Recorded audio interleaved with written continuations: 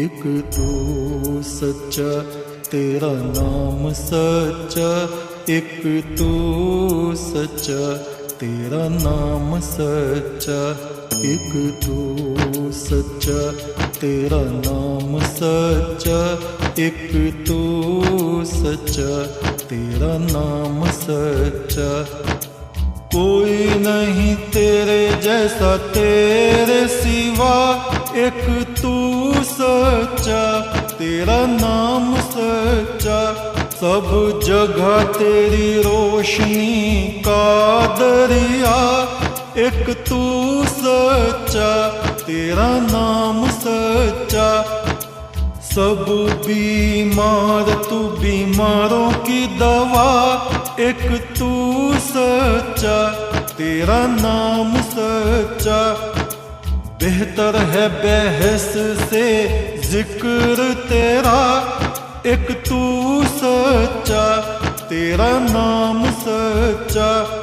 ये मेरा जिस्म है महल तेरा, जहाँ रात दिन चमके नूर तेरा। इस नूर का तवाफ करे सातों आसमां, हर फरिश्ता नूर में करे सजदा।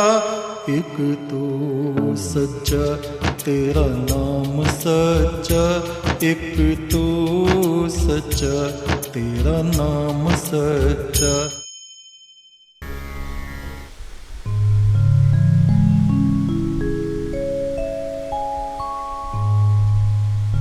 एक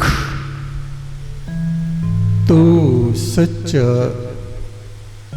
तेरा नाम सच्चा, हे आदि पुरुष सनातन ब्रह्म परमेश्वर, तू ज्योति स्वरूप है, तू एक है। मेरे इस शरीर में तू प्रकट होता है, तेरी अनंत ज्योति मुझ में प्रकट होती है। इस ज्योति की परिक्रमा करने के लिए अंतरिक्ष से असंख्य देवगण उतरते हैं। भर्गो देवस्य धीमहि, वे देवगण हे परम ब्रह्म तेरी ज्योति की परिक्रमा करते हैं, स्तुति करते हैं, आराधना करते हैं। तेरी उपासना तेरी आराधना से वे अमृत को प्राप्त करते हैं, अजर अमर तत्व को प्राप्त कर लेते हैं। ऋग्वेद के ऋषि कहते हैं, ओम अग्नेयम यज्ञम मध्वरम विश्वतः परिभूसरी। हे ज्योतिर्मान प्रभु, तू मनुष्य की दुष्टता और कुटिलता को पसंद नहीं करता। जो लोग देवी देवताओं को मांस मदिरा आदि चढ़ाते हैं, उनको तो पसंद नहीं करता। स यद देवेषु गच्छति, जो अपनी आत्मा में विनम्र हैं,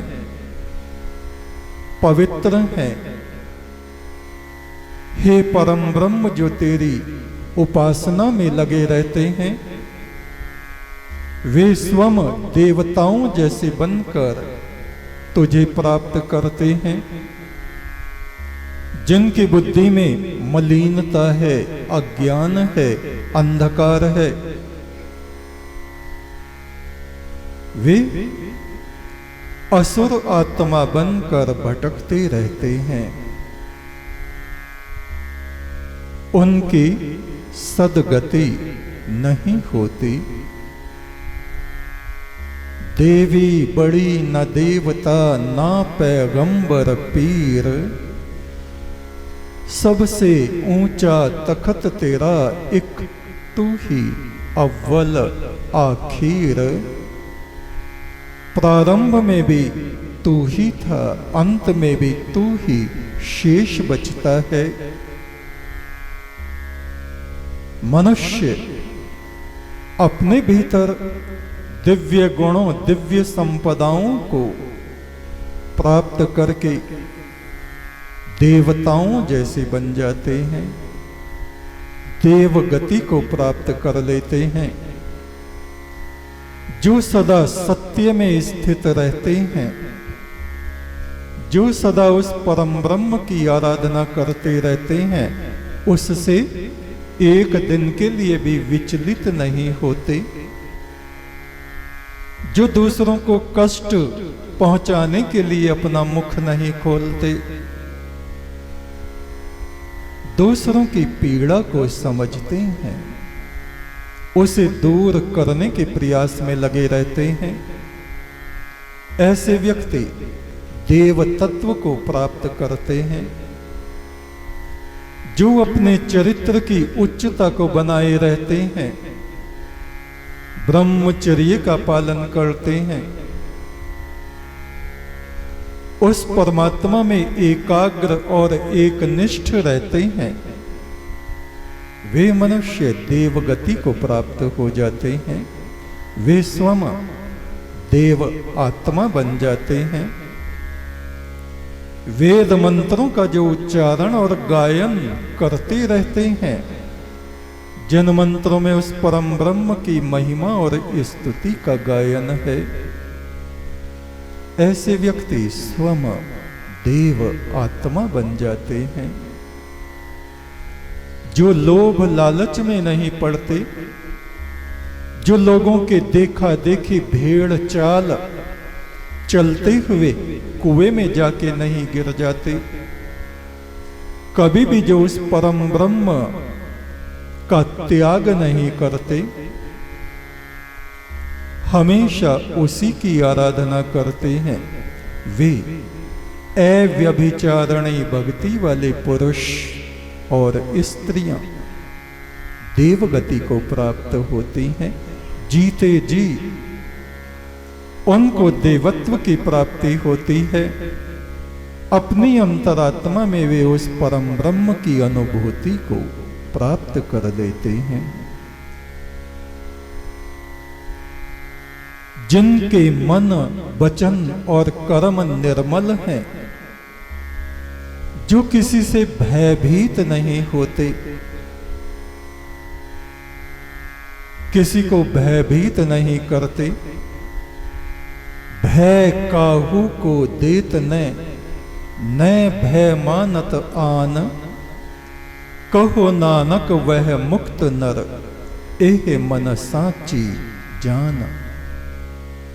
न किसी से भयभीत होते हैं, न किसी को भयभीत करते हैं। ये हमारा अनिष्ट कर डालेंगे, ये हमारी संपदाओं को नष्ट कर देंगे, ऐसा भय जिनके अंदर बना रहता है, उस परमात्मा के हुक्म से ही संसार में सब कुछ होता है। संपदाएं या आपदाएं उस परमेश्वर के हुक्म से, और जो हमने कर्म कर रखे हैं, उन कर्मों के परिणाम के रूप में हमें संपदाएं या आपदाएं प्राप्त होती हैं। पीछे हमने कभी किसी को धोखा दिया होगा, इसलिए हम भी धोखा पाते हैं। हमने किसी से कुछ छीन लिया होगा, इसलिए हमारा भी कोई छीन के ले जाता है। जैसी करनी वैसी भरनी। परमेश्वर की शरण में आके कभी भी हमें भयभीत नहीं होना चाहिए, क्योंकि वो पार ब्रह्म परमेश्वर देवताओं का, ऋषियों का, सिद्धों का, गुरुओं का, मनुष्यों का, पशु पक्षियों का, सभी का स्वामी है। चाहे देवगण हो, ऋषिगण हो, दैत्यगण हो, दानव गण हो, मनुष्य गण हो, जितने भी गण हैं जिनकी गणना की जा सकती है, वो परमात्मा उनका अधिराज अधिपति गणपति है। उस परमात्मा को ही इन आत्माओं का स्वामी गणपति कहा गया है। वो परमेश्वर ही अपनी सभी प्रजाओं का कल्याण करता है, चाहे वे अच्छी हों चाहे बुरी हों, चाहे योग्य हों या अयोग्य हों, नालायक हों, कितने ही बुरे से बुरे हों, उनको भी वो अन्न धन वैभव सुख समृद्धि संपन्नता देता ही रहता है। वह किसी से द्वेष नहीं करता, वह किसी से बैर नहीं करता, निर्भव निर्वैर अकाल मूरत, वो भय से रहित है, वो बैर से रहित है, वो किसी को भी अपना विरोधी और बैरी नहीं समझता। वह अकाल पुरुष है, मृत्यु से रहित है, और ये आत्मा भी मृत्यु से रहित है।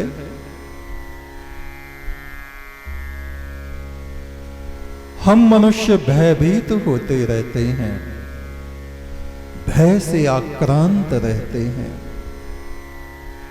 पीर बाबा की पूजा करते थे, अब परमात्मा की कैसे करें? पीर बाबा कहीं सोटा लेके ना आ जाएं, मार ना डालें, खत्म ना कर दें, हमारे सुख संसाधनों को नष्ट ना कर डालें। वो कैसा सुखदाता जो हमारे सुखों को नष्ट करने के पीछे पड़ गया हो? करता कोई नहीं है, हमारे मन में ये भय बैठ जाता है। मैं तो देवी माता की पूजा करता हूं, देवी सिंहवाहिनी, इतने हाथ हैं उसके, ऐसा स्वरूप है। अब परमात्मा की पूजा कैसे करूं? ऐसा ना हो देवी माता सपने में तलवार लेके आ जाए। एक के सपने में देवी माता आई, तूने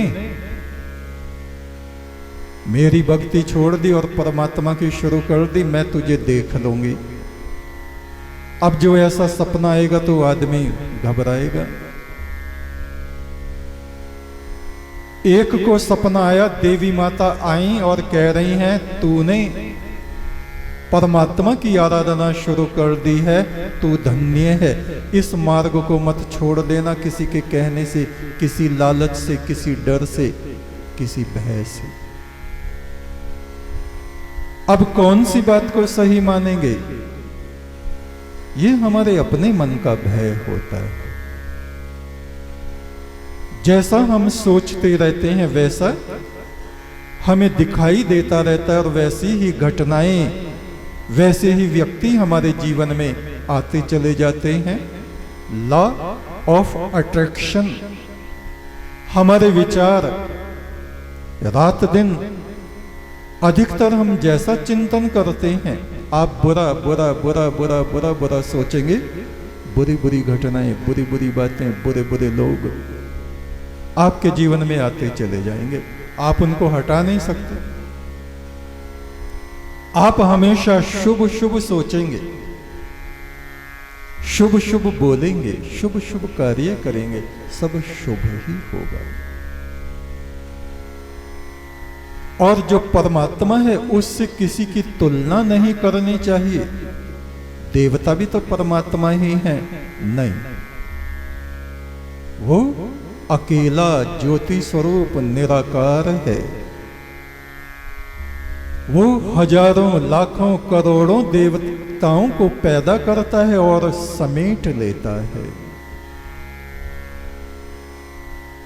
हजारों गुरुओं को, ऋषि मुनियों को वो पैदा करता है और उनको समेट लेता है। एक तू सच्चा, तेरा नाम सच्चा, बाकी बचे ना कोई। किसी भी लोक में आत्माएं हो, बहुत अधिक आयु तक वो रह सकते हैं, किंतु हमेशा हमेशा कोई नहीं रह सकता। न सूर्य, न चंद्रमा, न स्वर्ग के देवता, न इधर के न उधर के, न यहां के न वहां के। हर एक बात से निर्भय हो जाना चाहिए। ना कोई तुम्हारा कुछ बना सकता है और ना कोई कुछ बिगाड़ सकता है सिवा तुम्हारे कर्मों के। तुम्हारे कर्म ही तुमको बनाते हैं, तुम्हारे कर्म ही तुमको बिगाड़ देते हैं। जो कर्म तुमने किया नहीं है उसका फल भी तुमको मिलेगा नहीं, और जो कर्म कर लिया है अच्छा या बुरा उसका फल अवश्य मिलेगा, चाहे आज मिले, अगले बरस मिले, जीवन में मिले या अगले जन्म में मिले, मिलेगा जरूर। कर्मों की गति बड़ी गहन होती है।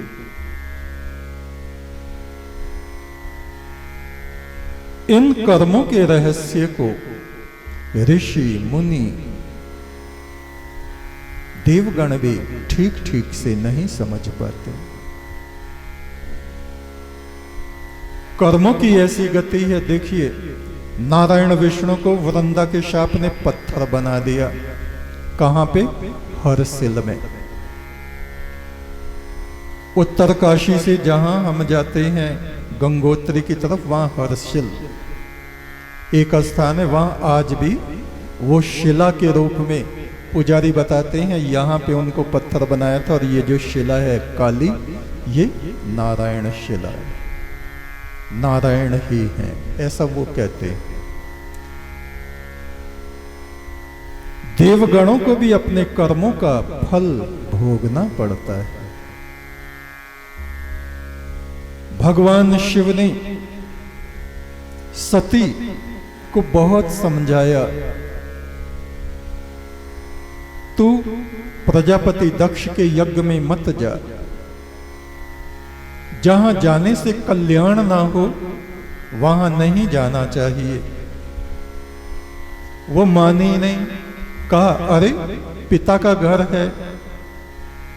शिव ने कहा वो मुझसे द्वेष करते हैं इसलिए उन्होंने निमंत्रण नहीं दिया, वहां जाने में कल्याण नहीं होगा, मत जाओ। बोले जाना जरूर है, मान के नहीं दें।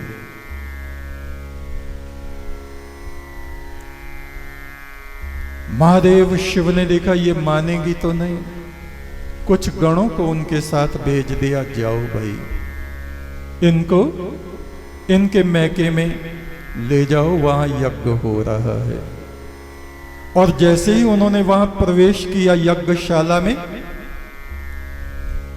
लोग तरह तरह की बातें करते हैं। लोग आ गए बिना बुलाई, और प्रजापति दक्ष उनके पिता तो गुस्से में भरे बैठे थे। उन्होंने इतनी बुरी बुरी बातें उनको सुनाई, इतना अपमान किया उनके पति का, इतना क्रोध उनको चढ़ गया, सती को हवन कुंड में कूद गए, जल गए, मर गए। आप सबने ये सुन ही रखा है। शिव जैसे विधाता अपने घर में इस अनहोनी को नहीं रोक पाए। एक तो सच्चा, तेरा नाम सच्चा, परमेश्वर सच्चे बादशाह।